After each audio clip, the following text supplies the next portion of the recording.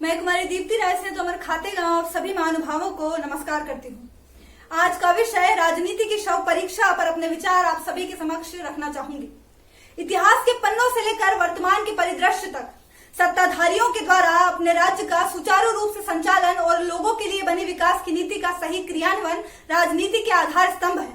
राजनीति की नींव जनसेवा पर टिकी हुई है, लेकिन क्या हो जब लोगों के अधिकारों को ताक पर रख दिया जाए, उनके विकास की अवहेलना की जाए, अपने निजी स्वार्थ के लिए राजनीति को तोड़ मरोड़ कर प्रस्तुत किया जाए।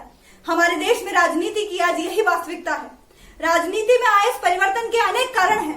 राजनीति में आदर्शों को बनाए रखने के लिए कुछ परिवर्तन किए गए, जैसे दल बदल कानून, लेकिन राजनीति के स्तर को बनाए रखने के लिए जो परिवर्तन किए जाने थे वो नहीं किए गए। और वास्तविकता ये है कि राजनीति से नैतिकता विलुप्त हो चुकी है।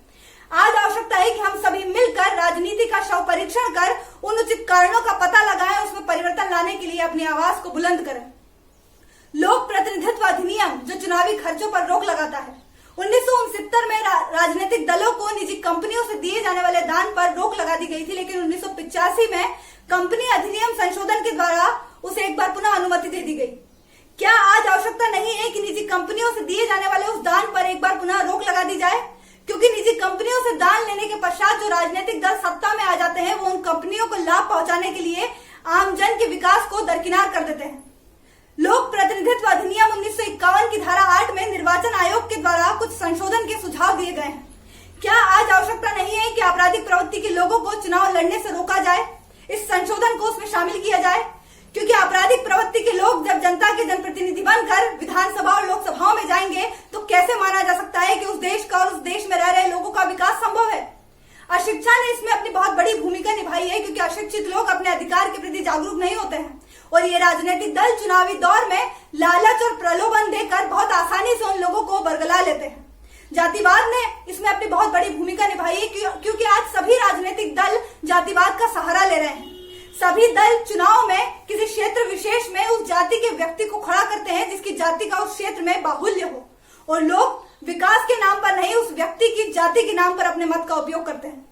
वंशानुगत की राजनीति के हमारे देश में अनेक उदाहरण हैं। आज आवश्यक नहीं कि राजनेता का बेटा राजनेता बने, बल्कि आवश्यक है कि वंशानुगत राजनीति को खत्म किया जाए।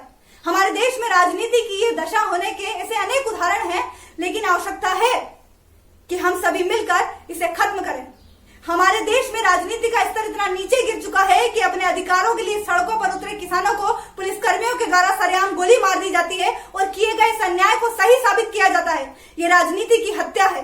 आजादी के पश्चात महात्मा गांधी ने समाचार पत्र में एक लेख के माध्यम से ये आशंका जताई थी कि हमारे देश की राजनीति गलत दिशा में अग्रसित हो रही है, जो युवाओं को भटका रही है। आज आवश्यकता है कि युवा विकास के मुद्दों को समझे। दार्शनिक वैज्ञानिक विचारों को चिंतक युवाओं की आवश्यकता है, क्योंकि आज की राजनीति ने देश के युवाओं में सोच के नए द्वार बंद कर दिए हैं। आवश्यकता है कि हम सभी मिलकर इसमें परिवर्तन लेकर आए और देश के सभी युवाओं को समर्पित करते हुए और देश के प्रत्येक युवा के कार्य और व्यवहार में ये उत्साह दिखाई दे कि देश को जा रहा है ठगा, राजनीति के नाम पर दिया दगा। देश को जा रहा है ठगा, राजनीति के नाम पर दिया दगा। अब तो अपना जमीर जगा,